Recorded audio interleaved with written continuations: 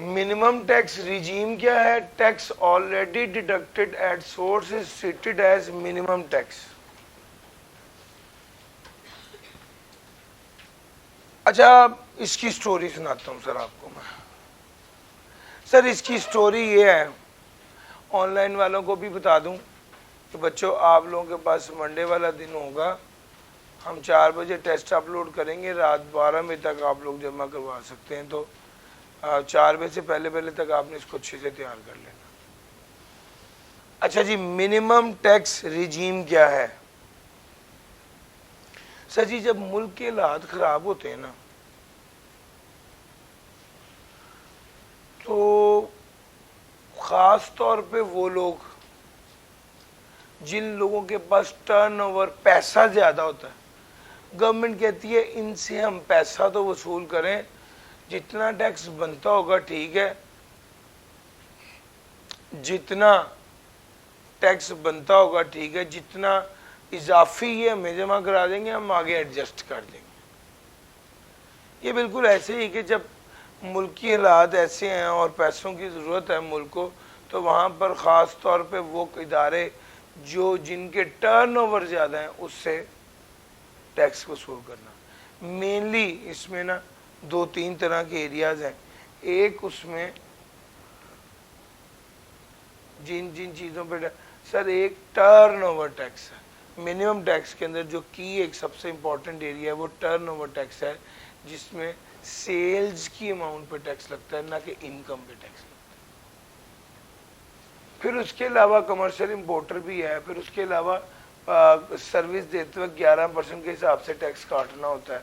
फिर उसके अलावा इलेक्ट्रिसिटी बिल पर minimum tax 3 lakh tax collected up to on electricity bill amounting to 3,60,000, ये मिनिमम टैक्स होता है।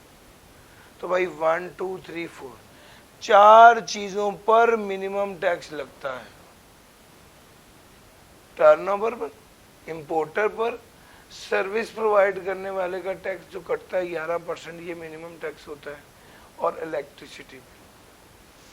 अब टर्नओवर टैक्स या जो सेल्स पे टैक्स लगता है उसकी प्रोविजन बाद में पढ़ाऊंगा।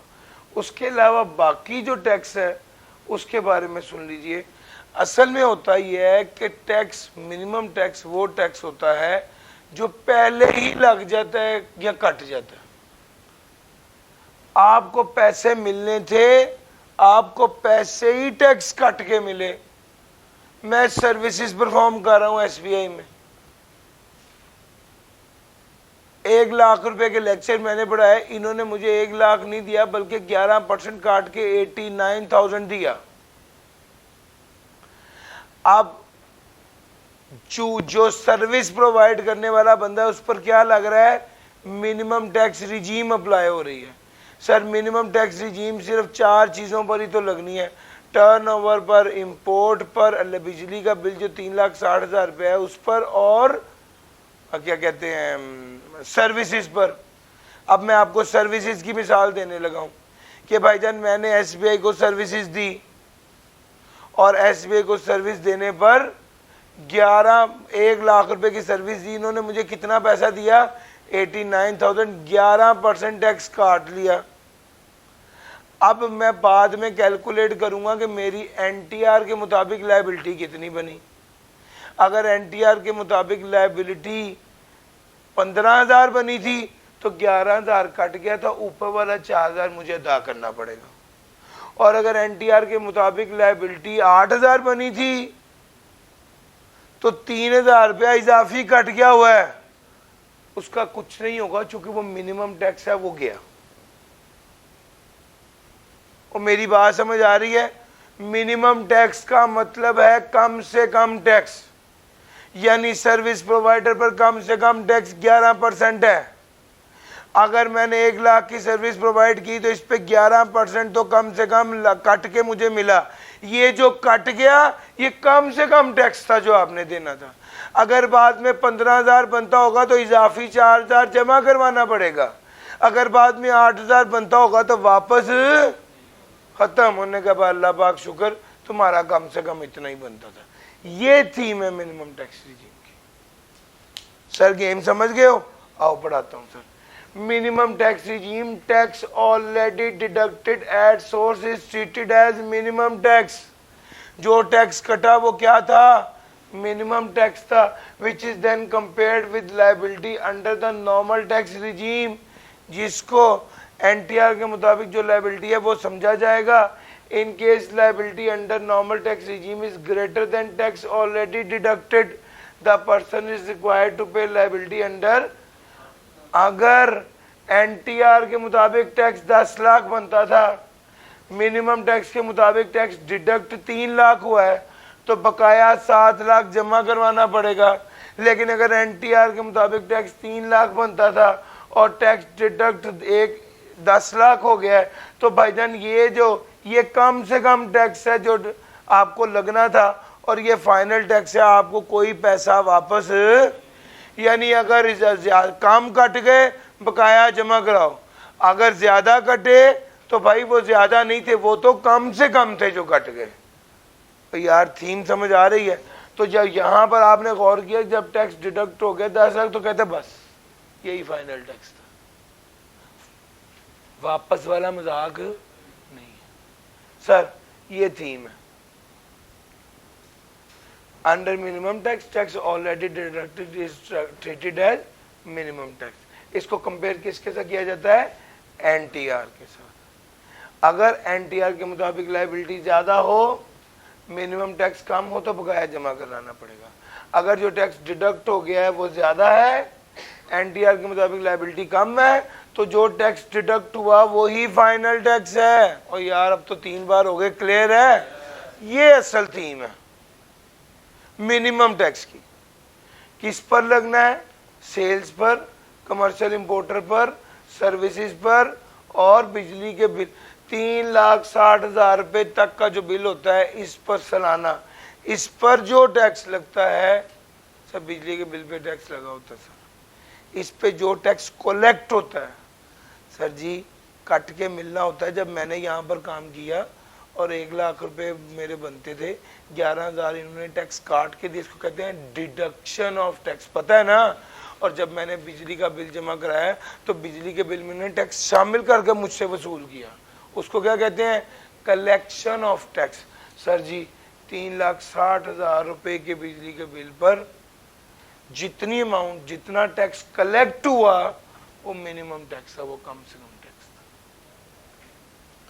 अब कमर्शियल इंपोर्टर, सर्विसेज और इलेक्ट्रिसिटी बिल के बारे में तो ये वाला रूल ही है, जनरल रूल अप्लाई होता है जो मिनिमम टैक्स का है। लेकिन जो टर्नओवर है, इसके बारे में एक एक्सक्लूसिव रूल अलहदा है, इसके बारे में रूल अलहदा है, वो आपको मैं अभी पढ़ाने लगा हूँ। Sir ji minimum tax on turnover, अब इसकी स्टोरी सुन लो। सर जी होता असल में ये है कि बहुत से मुल्क की हालात ख़राब है, ख़ास तौर पे वो लोग जो लोग पाकिस्तान में बिज़नेस कर रहे हैं और बिज़नेस करते हुए उनके पास वाफर पैसा है, सेल्स तगड़ी हैं, तो फिर टैक्स वालों को होता है हम मार रहे हैं और इनके पास पैसा है, वो कहते हैं अच्छा, उनके जब सेल्स ज़्यादा होती हैं खर्चे भी ज़्यादा होते हैं, लेकिन टैक्स वाले उनको कहते हैं आप सेल का 1.25% हमें जमा कराएं, सेल का। वो बंदा कहता है सर मेरी 100 रुपए की सेल, 100 मिलियन की सेल देख के आप कह रहे हैं पैसे दो, और मेरे 105 मिलियन के खर्चे हैं, मेरा तो नुकसान है।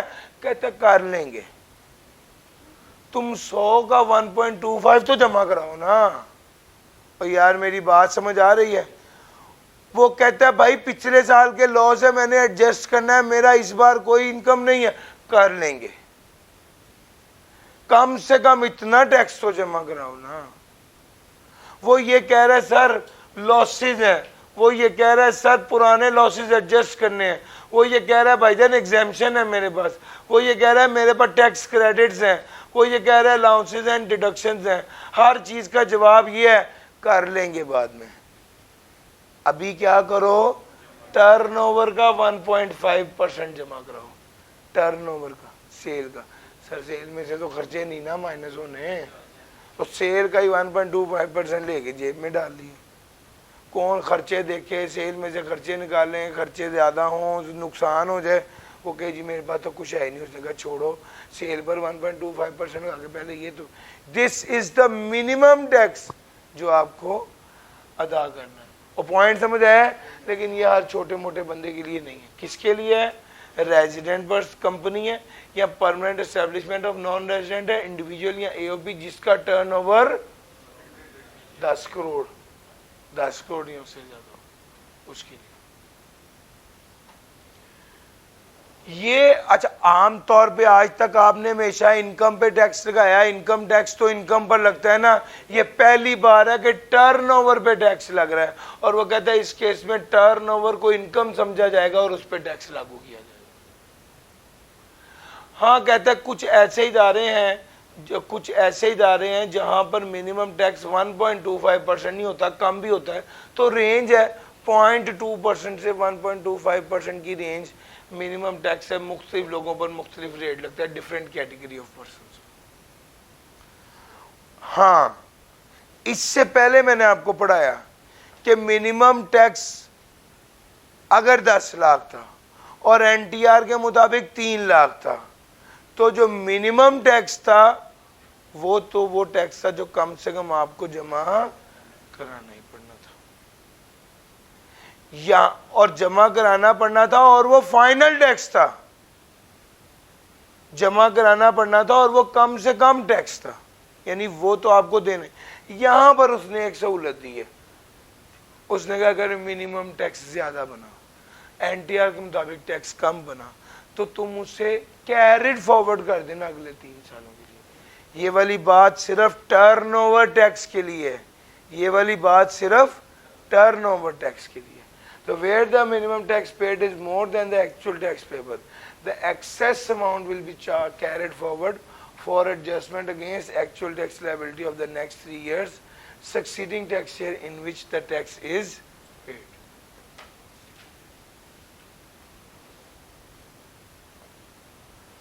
सर जी ये बात समझ आ गई है? ये स्टोरी है। अब टर्नओवर से क्या मुराद है? टर्नओवर से क्या मुराद है? टर्नओवर से मुराद है सेल्स, टर्नओवर से मुराद है ग्रॉस रिसीट्स जो सेल ऑफ गुड्स से आई हैं।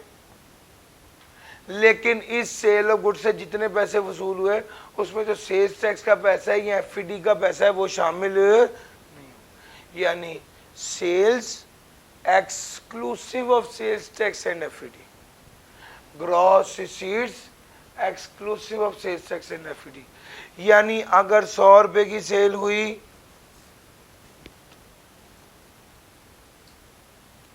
और उसमें 17 रुपए सेल्स टैक्स था, तो पहले सेल्स टैक्स लेस कर देंगे। 100 रुपए की सेल हुई और उसमें 17 रुपए सेल्स टैक्स था, तो सेल्स टैक्स को क्या कर देंगे? लेस कर देंगे।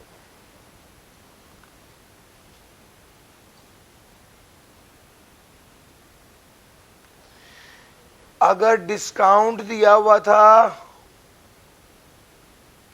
तो वो भी क्या कर देंगे? लेस कर देंगे।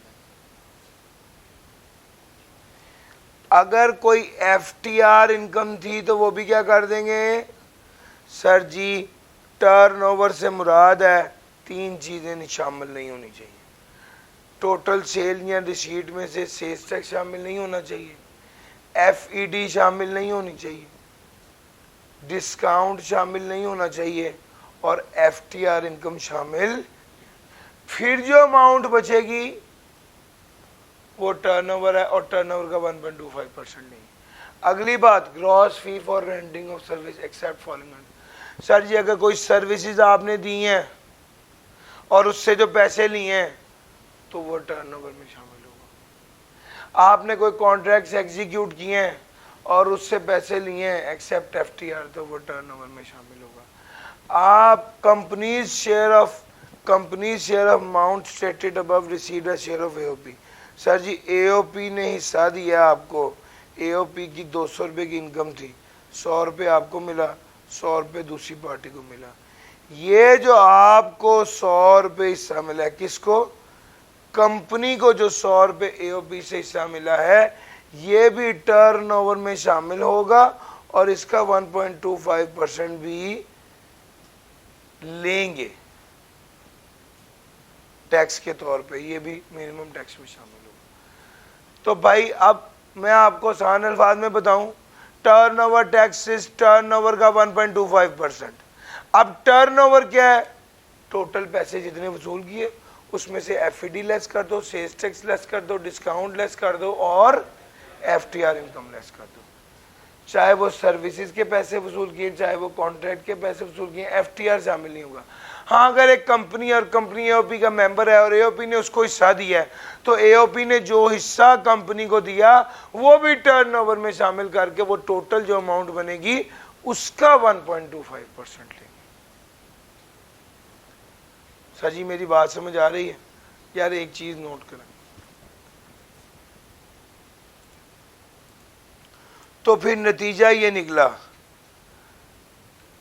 टर्नओवर से क्या मुराद है? सर जी टर्नओवर से मुराद है ग्रॉस रिसीट,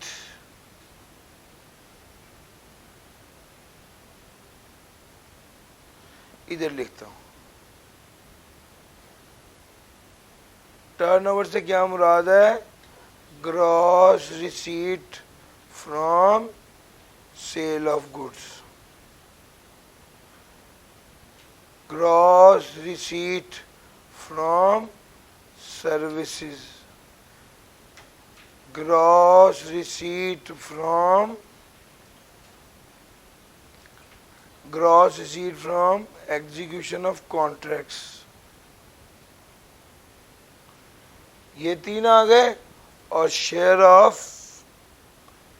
एओपी किसके लिए? For a company.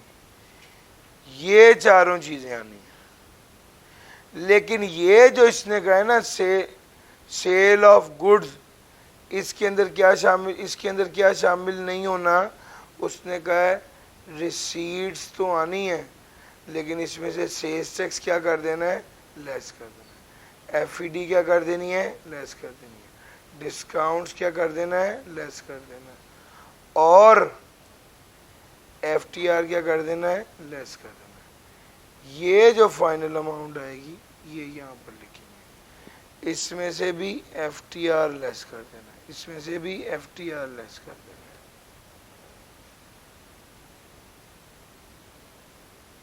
ओ भाई समझ आ गई? तो ये इस तरह से स्लाइड बन सकती है। ये अब ये जो फाइनल फिगर आएगी ना, ये वाली, इसका 1.25% लेंगे तो क्या निकलेगा? Minimum tax.